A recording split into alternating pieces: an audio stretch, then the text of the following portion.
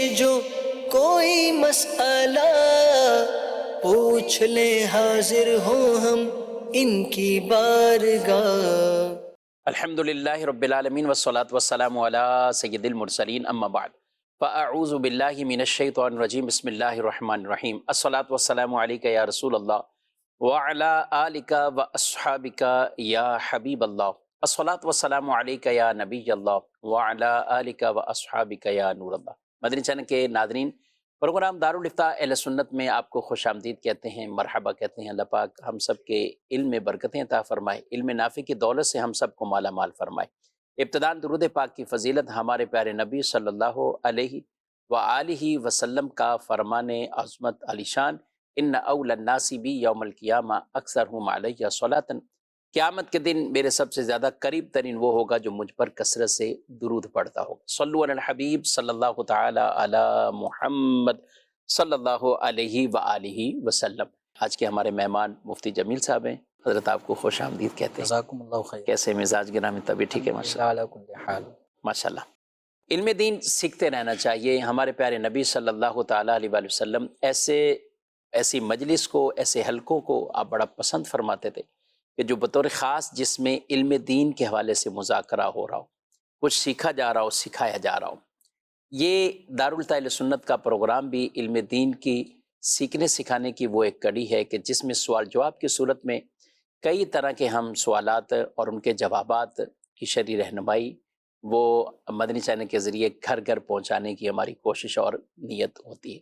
ہمارے نبی صلی اللہ علیہ وآلہ وسلم ایک مرتبہ باہر تشریف لائے تو کچھ لوگوں کو دیکھا ذکر کر رہے تھے، جمع ہو کر ذکر کر رہے تھے۔ آگے آپ تشریف لائے تو ایک حلقہ ایسا تھا کہ جو آپس میں علم کا مذاکرہ کر رہے تھے، کچھ سیکھ رہے تھے، سکھا رہے تھے ایک دوسرے۔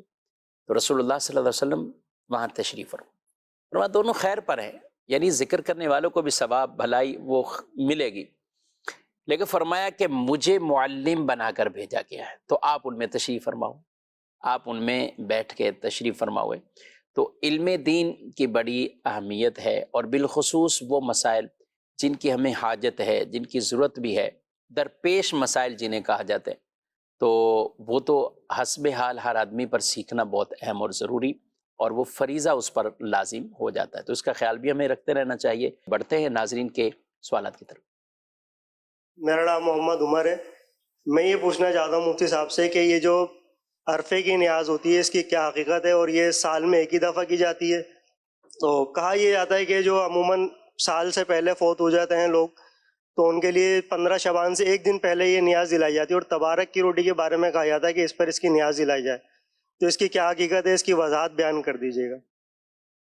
جی، عرفے کی نیاز، اور یہ بھی لوگ پوچھتے ہیں اس دفعہ ان کا عرفہ ہو سکتا ہے یا نہیں ہو سکتا، تو کیا کہتے ہیں آپ؟ بسم اللہ الرحمن الرحیم۔ شریعت مطہرہ نے فوت شدہ مسلمانوں کو زندہ لوگوں کی طرف سے ایصال ثواب کرنے کی ترغیب بھی دلائی ہے، اور اگر ہم قرآن و احادیث پر نظر کریں تو زندہ کا عمل فوت شدہ مسلمانوں کو فائدہ پہنچاتا ہے۔ نبی کریم صلی اللہ تعالیٰ علیہ وآلہ وسلم سے صحابہ کرام علیہم رضوان نے مختلف مقامات پہ مختلف موقعوں پر اس انداز کے سوال کیے ہیں ٹھیک کہ جس میں اپنے فوت شدہ شخص کے لیے اب ہم کیا کریں۔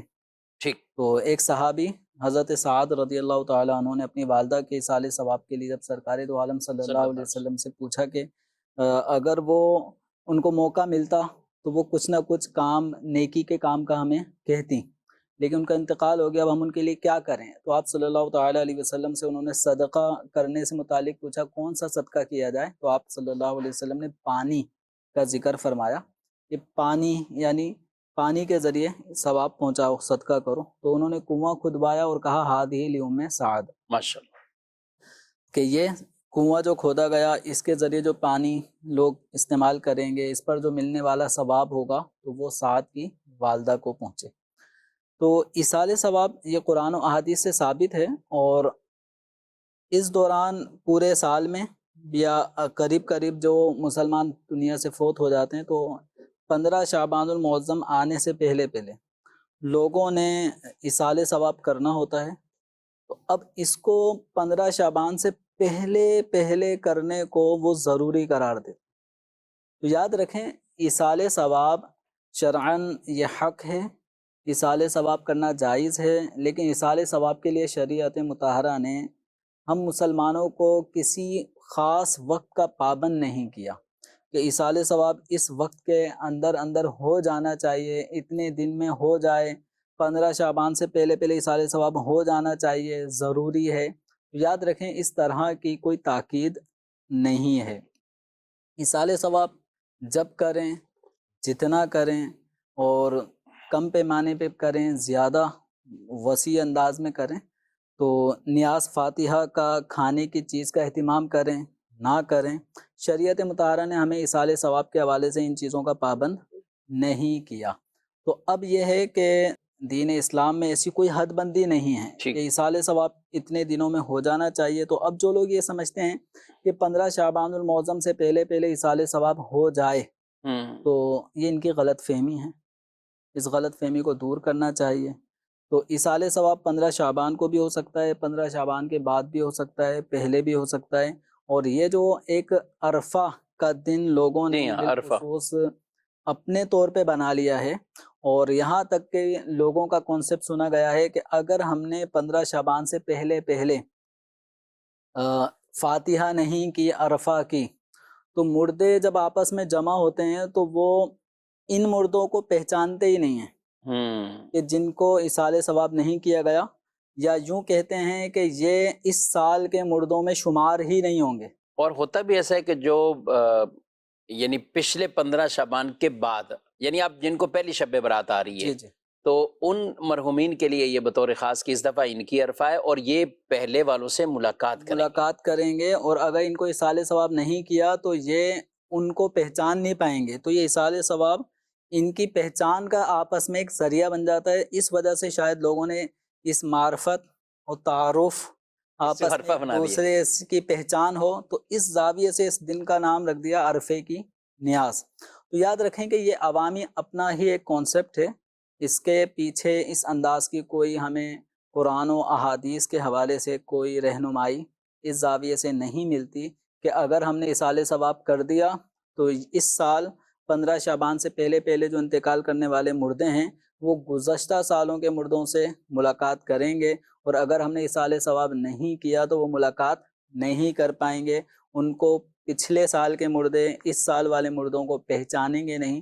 تو یہ عوامی ایک غلط فہمی ہے، اور جس نے بھی پھیلائی ہے عوام میں اسے اللہ تبارک و تعالیٰ کی بارگاہ میں توبہ کرنی چاہیے۔ اور اس زاویے سے مزید جو لوگ ایک دوسرے کو پابند کرتے ہیں کہ آپ کے دادا کا آپ کو عرفے کی نیاز تو کروانی پڑے گی ورنہ ایسا ہو جائے گا یا ویسا ہو جائے گا، تو اس انداز میں بسا اوقات 40واں شفیق صاحب 40واں ہو رہا ہے جیسے 25 شعبان کو، جی تو اب یہ کہیں گے نہیں 15 شعبان سے پہلے ہی آپ کو 40ویں کی نیاز کر دینی ہے ورنہ یہ ہو جائے گا تو وہ ہو جائے گا۔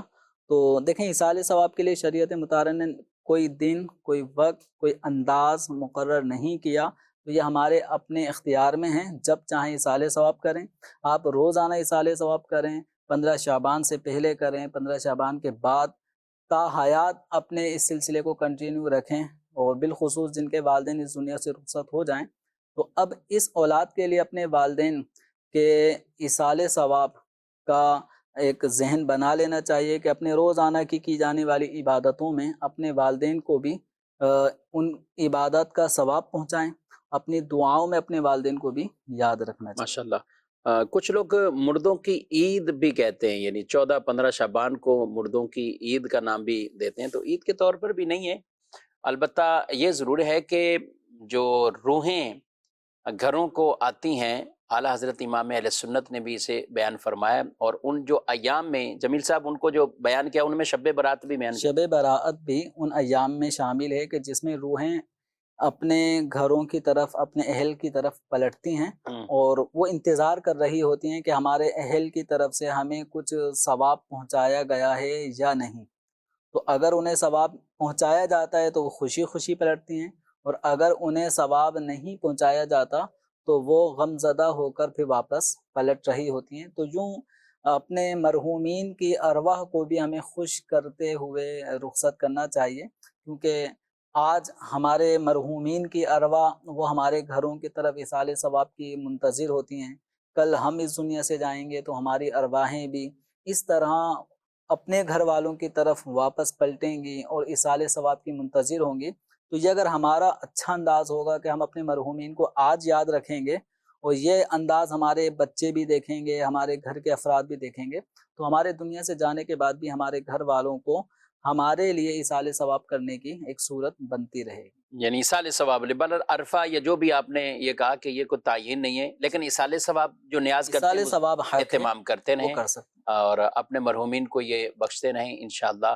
اللہ پاک ان کا ثواب بھی ان کو دے گا، پہنچائے گا، اور مرحومین قبروں میں یہ ثواب جب ان کو دیا جاتا ہے تو وہ اس سے خوش ہوتے ہیں. یہاں تک روایات میں بیان کیا گیا جو 7 والی قبر والا جس کو تحفہ یہ نہیں پہنچا نا تو وہ غمگین ہوتا ہے دیکھ کر کہ یہ اس کو تو یہ تحفے بھی پہنچے ہیں. خوش نصیب ہیں وہ اولادیں، وہ گھر والے جو اپنے مرحومین کو یاد رکھتے ہیں، اور بالخصوص ایسے مواقع پر، عیدین کے مواقع پر، رمضان شریف ہے، بلکہ کئی جگہوں پر تو جمعرات کا معمول ہے. جمیل صاحب، جمعرات اور بھری مراد اسے بھی کہا جاتا ہے، اور اس میں وہ اہتمام کرتے ہیں مرحومین کے لیے. اللہ پاک نیکی والے کاموں پر استقامت عطا فرمائے. بڑھتے ہیں مزید آپ کے سوالات. میرا سوال یہ ہے ہم صاحب کی بارگاہ میں، مثال کے طور پر زید ہے، اس نے اپنے باپ کی وراثت کا پلاٹ جو ہے وہ 2015 میں سیل کیا تھا، تو اپنی بہنوں کو حصہ نہیں دیا تھا. اب وہ اپنی بہنوں کو حصہ دینا چاہ رہا ہے، تو کیا وہ آج کی مالیت کے اعتبار سے دے گا یا 2015 کے اعتبار سے دے گا؟ یہ رہنمائی فرما دیں. جی، اگر اپنے والد مرحوم کے ترکے والا جو پلاٹ ہے، اگر کسی نے اپنے بہن بھائیوں سب سے اجازت لے کے فروخت کر دیا تھا، تو فروخت کرنے کی صورت میں اب وہ جو رقم ہے، غالباً سوال سے ایسا لگ رہا ہے کہ وہ رقم اپنے بہن بھائیوں کو یا بہنوں کو انہوں نے نہیں دی. تو اس صورت میں اگر مکان اپنے سارے ورثہ کی اجازت سے فروخت کیا ہے تو پورے مکان کا بیچنا بھی جائز ہوا. اب جو رقم حاصل ہوئی اس رقم کو وراثت کے جو اصول ضابطے ہیں اس کے مطابق تقسیم کرنا تھا. اب اگر بہنوں کی طرف سے بھائی کو یہ رعایت دی گئی کہ جو رقم ہمارے حصوں کی آئی ہے آپ استعمال میں لے آئیں بطور قرضہ، تو جب آپ کے پاس گنجائش ہو تو ہمیں ہماری رقم دے دیجئے گا. تو اگر یہ صورت ہے تو پھر بھائیوں کا اپنی بہنوں کے حصے بطور قرض لینا جائز، اور اب جتنی رقم بہنوں کے حصے کی لی ہے اتنی ہی رقم بھائیوں کے اوپر بطور قرض واپسی دینا ان کو لازم ہوگا. اگر یہ اپنی بہنوں کو اپنی خوشی سے زیادہ دینا چاہیں، جیسے بہن کے حصے میں 8 لاکھ روپے آئے اور بھائی نے استعمال کر لیے، اب یہ واپسی دینے کا مرحلہ جب آتا ہے تو یہ 8 لاکھ تو بہن کا حق بنتا ہی ہے، لیکن اگر یہ اپنی خوشی سے زیادہ دینا چاہے جبکہ زیادہ لینا قرض لیتے وقت طے نہ ہوا ہو تو پھر یہ اضافی دینا بھی جائز ہوتا ہے، اور اس کی ترغیب بھی دلائی گئی ہے کہ قرض کی ادائیگی کرتے وقت زیادہ دینا یہ مستحب عمل ہے جبکہ پہلے سے دینا طے نہ ہوا ہو. اچھا، ایک صورت یہ ہے کہ بھائی نے مکان تو بیچ دیا، بیچنے کے بعد اب دیگر ورثہ سے اجازت لیے بغیر ان کے حصوں کی رقم کو اپنے استعمال میں لے آیا. عام طور پہ یہی صورت ہوتی ہے کہ اس سے یا الگ کوئی پراپرٹی لے لی یا اسے اپنے بزنس میں ہی ڈال دیا اور مزید اس سے کمائے اور پیسے. دیگر ورثہ سے ان کے حصوں کی رقم استعمال کرنے کی اجازت نہیں لی. تو اگر اجازت نہیں لی، پوچھا بھی نہیں، تو پھر یاد رکھیں ان ورثہ کے حصوں کو اپنے استعمال میں لانا بلا اجازت یہ غصب ہوا، ظلم ہوا، ناجائز ہوا. حق العبد میں ایسا شخص گرفتار ہوگا. تو اس پر لازم ہے کہ اپنی بہنوں کے جو حصے کی رقم بنتی ہے اتنا ان کو ادا کرے، اور اگر اپنے بہن بھائیوں کے حصے کی رقم اپنے کاروبار میں استعمال کر چکا ہے ان کی اجازت کے بغیر، تو یاد رکھیں جو مال غصب کیا اس غصب شدہ مال کو استعمال میں لا کر کاروبار میں لگا کر جو فائدہ ہوا، جو نفع ہوا، تو وہ نفع استعمال کرنا جائز نہیں ہے. اس نفع کا حکم یہ ہے کہ اس نفع کو صدقہ کرے. اب صدقہ کرے یا جن کے حصے کا مال تھا، جن کے مال سے یہ نفع اس کو حاصل ہوا ہے، چاہے تو ان کو دے دیں. اور بہتر یہ ہے کہ جن لوگوں کے مال کو اس نے بلا اجازت استعمال کیا اور ان کے حصوں کی رقم سے جو آنے والا پروفٹ ہے وہ انہی کو دے دیا جائے. تو بہرحال اس طرح جو لوگ بھی کر رہے ہوتے ہیں کہ اپنے بہن بھائیوں کے حصے کی رقم اپنے کاروبار میں یا اپنے مکان میں یا اپنے ذات پر استعمال کرتے ہیں تو بلا اجازت ایسا کرنا ناجائز گناہ اور غصب کے زمرے میں آتا ہے۔ اس سے حاصل ہونے والا جو پروفٹ ہوگا وہ استعمال کرنا جائز نہیں، اس پروفٹ کو اپنی ملکیت سے نکالنا ضروری ہے۔ اس کی ایک صورت یا تو کسی شریف فقیر پہ وہ نفع صدقہ کر دے، یا پھر ورثہ جن کے مال سے حاصل ہونے والا پروفٹ تھا انہی کو ان کے اصل مال کے ساتھ ساتھ واپس دے دے۔ تو اب یہ جو سوال ہے کہ جتنی رقم استعمال کی تھی اس کا حساب لگائے یا آج کے دور کے حساب سے جو ویلیو بنتی ہے وہ، تو دیکھیں اب وراثت کا جو مکان تھا اگر ورثہ کی اجازت سے بیچا تھا تو وہ تو بک گیا، اب ان کو ان کے حصے کی رقم دینی تھی، تو جتنی رقم بنتی تھی وہ رقم ان کو دینی ہوگی۔ اور اگر ان کی اجازت سے مکان فروخت نہیں کیا گیا، خود سے اپنی مرضی کر کے مکان بیچ دیا گیا، تو یا اس صورت میں اپنے حصے کا جو ملکیت ہے وراثت کی اتنے میں تو سودا جائز ہوگا، لیکن جو دیگر ورثہ کے حصوں کا مال ہے تو ان کا سودا ورثہ کی اجازت پہ موقوف، شرعی حکم یہی ہے۔ صحیح۔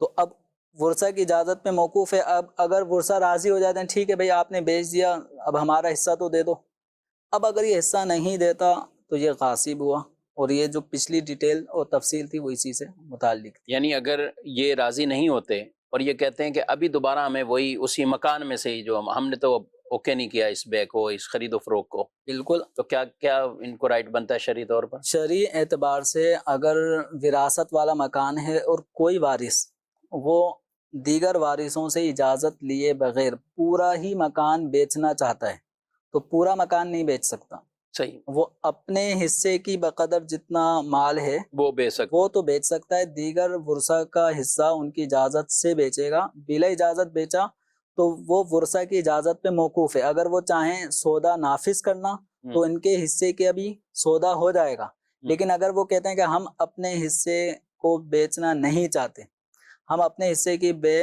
خرید و فروخت کو ہم خط العدم قرار دیتے ہیں، تو ان دیگر ورثہ کا حصہ فروخت نہیں ہوا۔ شرعی حکم تو یہ ہے۔ اب معاملہ کیا ہوتا ہے جو خریدار، فروخت در فروخت یوں معاملہ، تو اب اس کو بیچا ہے اس نے، پتہ نہیں وہ آگے کہاں سے کہاں پہنچا دیا۔ اب اس طرح مال آگے سے آگے بڑھتا چلے جاتا ہے۔ اب دیگر جو ورثہ ہیں اگر یہ اس سودے کو نافذ کر دیتے ہیں تو نافذ ہو جائے گا، اور اگر انہوں نے نافذ نہیں کیا تو وہ سودا نہیں ہوا۔ اب اس طرح یہ دعویٰ کر کے اپنے حصے کو واپس لے سکتے ہیں، لیکن اس میں بہرحال ایک پیچیدگی تو بہت زیادہ ہے۔ اچھا، اس میں اگر یہ ان سے جو یہ کہہ رہے ہیں کہ اگر ورثہ اس بات پر رضامند ہوتے ہوں کہ بھئی آپ نے 50 لاکھ کا بیچ دیا تو ہمارا ابھی اس وقت اس کی 1 کروڑ ویلیو ہو چکی ہے، تو اب ہم راضی تبھی ہوں گے ہمیں 1 کروڑ کے حساب سے حصہ دے دیں۔ اب دیکھیں یہ اگر انہوں نے سودا نہیں کیا نا، جی، جب نہیں کیا تو پھر یہ اپنے مکان میں جو حصہ تھا اسی کا مطالبہ کریں گے، اور مطالبہ کس سے ہوگا؟ اس بیچنے والے اور خریدار ان دونوں سے یہ مطالبہ کریں گے کہ ہمارے حصے کو ہمیں واپس دیا جائے۔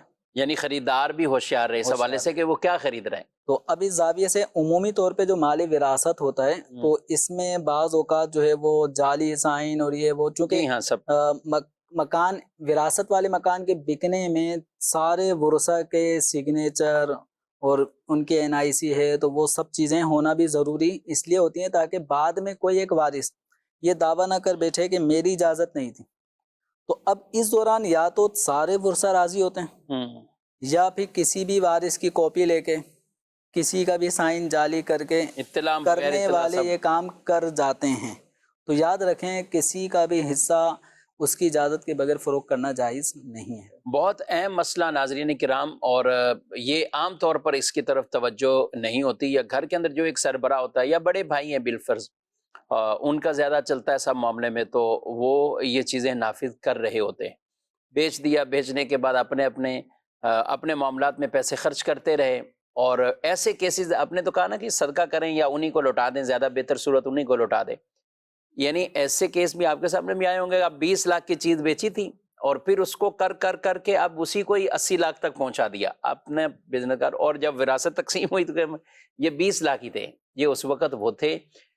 کئی ایسے جن کے مکان موجود ہے اپنی جگہ پہ، مکان ابھی بکا ہی نہیں ہے، کچھ بھی نہیں ہے، لیکن وہ اپنی بہنوں کو یا دیگر کو راضی کر رہے ہوتے ہیں جب والد فوت ہوئے تھے اس وقت کی ویلیو سے پیسے لے لیں۔ اب وہ اس وقت یعنی ان کو اور شاید کوئی مس گائیڈ بھی کرتے ہیں شرعی طور پر کہ بھائی والد جب فوت ہوئے ہیں تو اس وقت ہی جتنا وہ تھا تو اسی کا اعتبار کیا جائے گا. تو ہیں بہت سی پیچیدہ صورتحال ہوتی ہیں. اور یہ غصب کے جو احکامات، اور آپ ذرا غور کریں، یعنی غصب والا صرف یہ نہیں ہوتا کوئی عام لوٹ مار کر کے، یہ غصب کے احکامات اس پر ہی ہیں. یہ اتنا ایک جو اس کو کیا کہیں گے، اس کو کوئی شریفانہ انداز والا غصب کہیں یا کیا کون سا غصب؟ ایک ڈکیت تو وہ تو آتا ہے کہ گن پوائنٹ پہ آ کے کچھ بھی چھین کے لے جاتا ہے، اور ایک یہ ہوتے ہیں کہ فیملی کے اندر کچھ افراد ایسے ہوتے ہیں کہ جو دیگر ورثہ کے حقوق تلف کرنے میں بالکل بے باک ہوتے ہیں، اور ان سے ورثہ اپنا حق مانگنے میں ایسا لگتا ہے جیسے کوئی بھیک مانگ رہے ہوں. بھیک مانگ رہے ہیں، ان کو پتہ لڑائی ہو جائے گی اگر تو مانگیں اس گے. وجہ سے وہ خاموش رہتے ہیں. لیکن یاد رکھیں کسی بھی شخص کا خاموش ہونا اس بات کی دلیل نہیں ہے کہ وہ آپ کے اس ظلم پر راضی ہے. کوئی بھی ظلم پہ راضی نہیں ہوتا. تو بہنوں کا جتنا حصہ بنتا ہے اتنا ہی ان کو دینا ضروری ہے، یا یہ کہ بہنیں اب کم لینے پہ خود سے دل سے راضی ہو جائیں تو یہ ایک الگ معاملہ ہے. تو جس طرح آپ نے کہا نا کہ بھائی بہنوں کو یوں کہتے ہیں کہ والد صاحب کا جب انتقال ہوا تھا سن 2010 میں تو اس وقت اتنی ویلیو تھی، تو اس ویلیو کے حساب سے ہم آپ کو دیں گے. تو بھائی جس ویلیو کے حساب سے آپ بہنوں کو دینا چاہ رہے ہیں ان کا حصہ، تو اسی ویلیو کے حساب سے آپ بھی اپنا حصہ لے کے سائڈ میں ہو جائیں. اچھا یہ کوئی نہیں ہے، یہ کوئی نہیں کرے. بھائی نہیں کرے گا. آپ کو یہ سوالات تو آئے ہوں گے، مجھے تو نہیں کبھی زندگی میں کسی نے یہ پوچھا کہ کوئی خواتین کی طرف سے آیا ہو کہ ہمارے بھائی معاف کرنا چاہ رہے ہیں تو ہمیں کوئی طریقہ اس کا بتائے. یہ ضرور ہوا ہوگا، شاید آپ سے ہی پوچھا ہوگا کہ ہماری بہنیں نہیں لینا چاہ رہی، ہمیں آپ کوئی طریقہ بتائیں. بہنیں نہیں لینا چاہ رہی، اس کی کیا وجہ ہے؟ یا تو وہ آپ کے فتنے سے ڈرتی ہیں، آپ کے شور شرابے سے ڈرتی ہیں، وہ اس بات سے ڈرتی ہیں کہ اگر ہم نے وراثت کا سوال کیا تو بھائی ہمارے لیے اس گھر میں آنے کے دروازے بند کر دیں گے. تو اس وجہ سے بھی بعض اوقات بہنیں خاموش ہوتی ہیں. تو اس لیے عرض کر رہا ہوں کہ کسی کی خاموشی اس بات کی دلیل نہیں ہے کہ آپ کے کیے ہوئے کام پر وہ راضی ہے.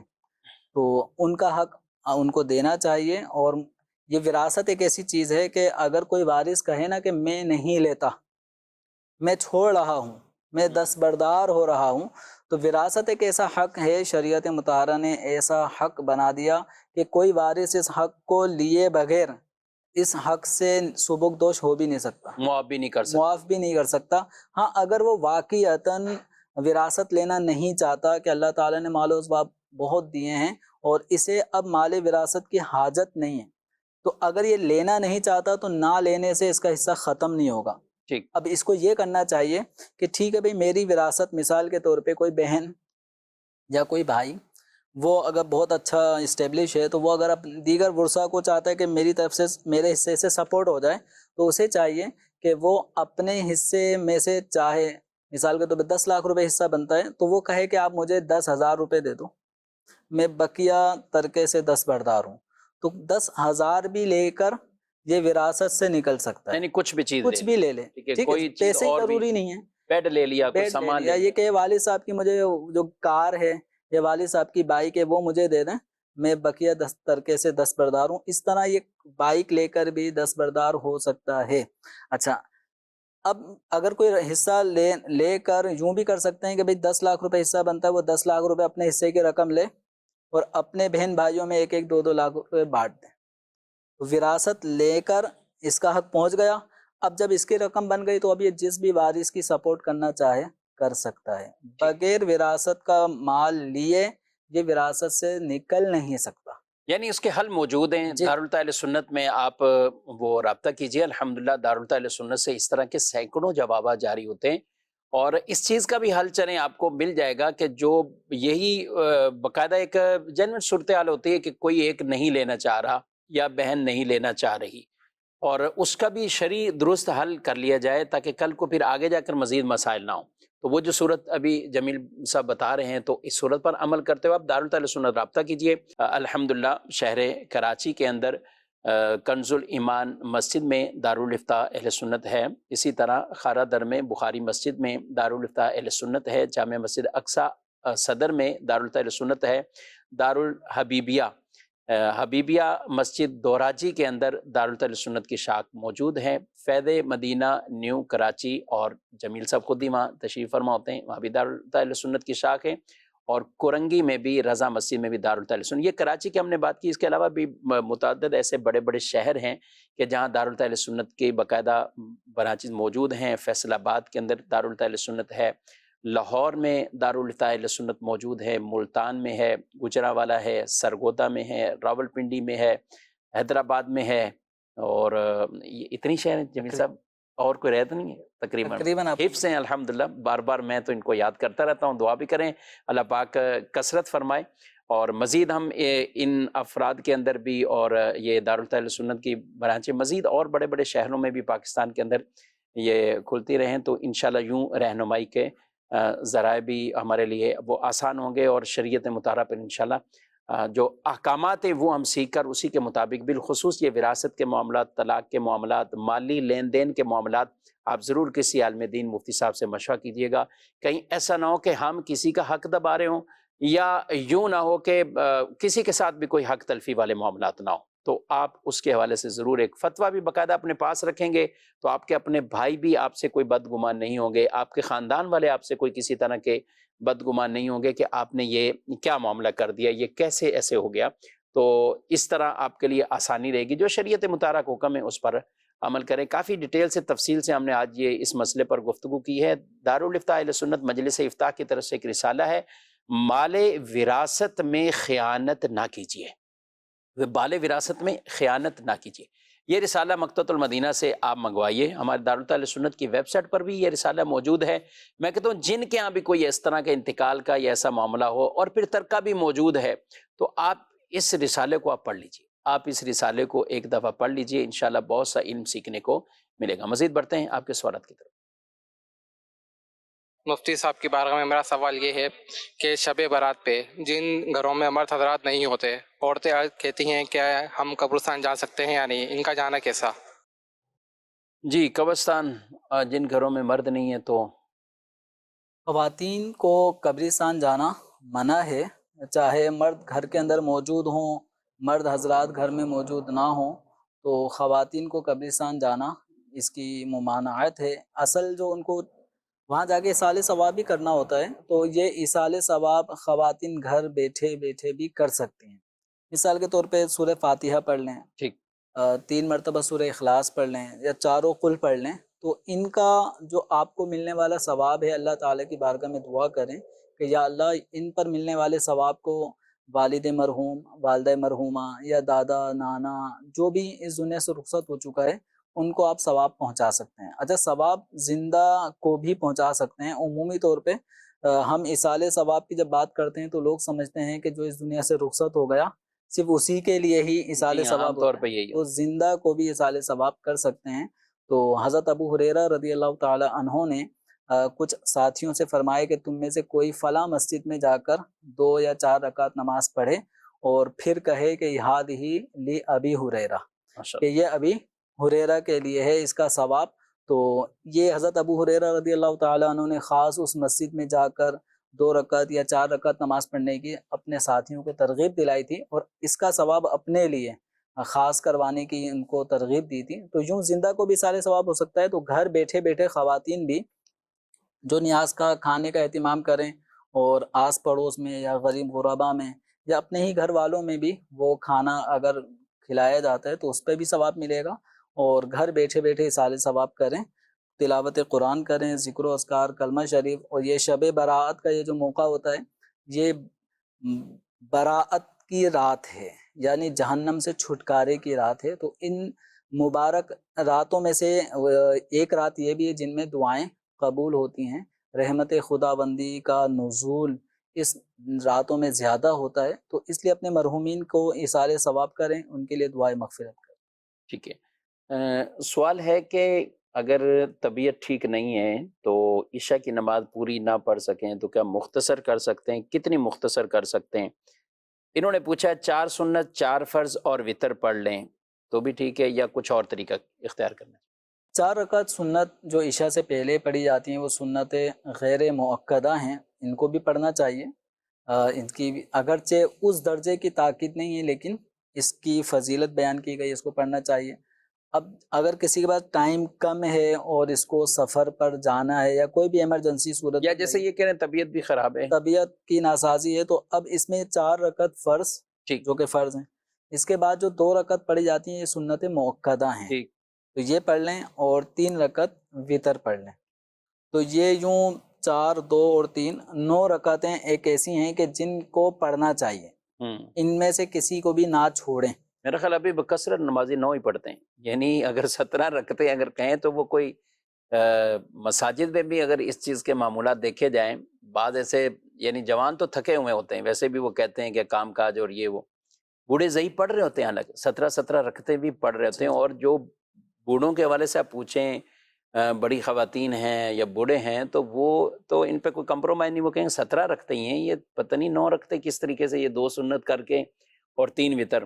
لیکن بہرحال آپ نے جو 9 بتائیں کہ اس میں کوئی گناہ والا معاملہ نہیں ہوگا اس کے، ہاں، اس میں جیسے بقیہ جو رکعتیں ہیں نا، جیسے 4 رکعت سنت جو فرضوں سے پہلے ہیں، جی ہاں، وہ اگر کوئی چھوڑ دے تو گناہ نہیں ہے، صحیح، نہ اس کے اوپر ملامت ہے، چونکہ وہ اسی طرح جو 2 رکعت نفل ہیں، ٹھیک، پھر 3 وطر، پھر 2 نفل ہیں، تو یہ جو 8 رکعتیں مزید ہیں، تو یہ اگر کوئی چھوڑ دیتا ہے تو اس نے کوئی گناہ نہیں کیا، صحیح، اس سے کوئی عتاب نہیں ہوگا، اس سے کوئی مواخذہ نہیں ہوگا، لیکن 4 فرض یہ چونکہ فرض ہیں، 2 رکعت سنت، اس کے بعد مؤکدہ ہیں، اور اس کے بعد 3 رکعت وطر جو کہ واجب ہیں، تو اس اعتبار سے یہ 3 قسم کی نمازیں ہیں جن کی ٹوٹل رکعت 9 ہوتی ہیں، اس کو تو پڑھنا ہی پڑھنا ہے۔ ٹھیک ہے۔ اور میرا خیال ہے بعض ایسے بچے بھی ہوتے ہیں جو اب بلوغ کے قریب آ رہے ہیں، بچے ہیں، بچیاں ہیں جن کو پڑھائی جا رہی ہیں، تو اگر کوئی سستی کرتا ہو تو کم از کم اتنی تاکید تو کریں کہ یہ اتنا تو پڑھیں، جی پھر بالکل، آگے ساتھ ساتھ نفل کا اور دیگر چیزوں کا شوق پیدا کیا جائے۔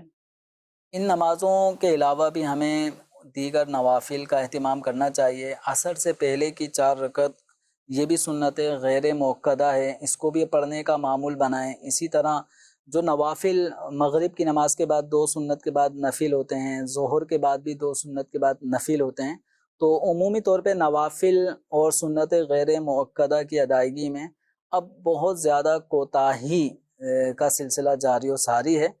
عبادت میں ذوق شوق پیدا کرنے کے لیے نوافل کا اور سنت غیر مؤکدہ کا بھی ہمیں اہتمام کرنا چاہیے۔ فضیلت ہے ان میں، حدیثوں میں کئی ایسی، عصر سے پہلے جو 4 رکعتیں ہیں، اسی طرح اگر ظہر کی پوری 12 رکعتیں کوئی پڑھ لیتا ہے، 12 تبھی ہوگی، ویسے تو پہلی بھی 4 سنتیں مؤکدہ ہیں، 4 فرض کے بعد والی بھی 2 سنت مؤکدہ اور 2 نفل پھر ہو جائیں گے، تو 12 تبھی ہوں گے جب نفل بھی اس میں شامل ہو جائیں، تو ان کی بھی سنتوں سمیت ناظرین کرام ان کی فضیلتوں کو بیان کیا گیا، اگرچہ تاکیداً سنتوں میں سے سب سے زیادہ تاکید سنت فجر کی ہے، جیسے فرمایا تمہارے اوپر کوئی گھوڑے بھی لے کر آ جائے تو تم اسے ترک نہ کرو، یعنی دشمن یوں بھی گھوڑے بھی چڑھا دے ایک طرح کا، اس کی یہ تاکید بیان کرنا مقصود ہے کہ آپ صلی اللہ علیہ وسلم نے اس کی بہت تاکید فرمائی، اس لیے ہمارے علماء نے حکم کے اعتبار سے، پڑھنے کے اعتبار سے، قیام کے اعتبار سے اس کا حکم فرائض کے ساتھ ہی واجبات والا ہی حکم بیان فرمایا ہے، اور پھر اس کے بعد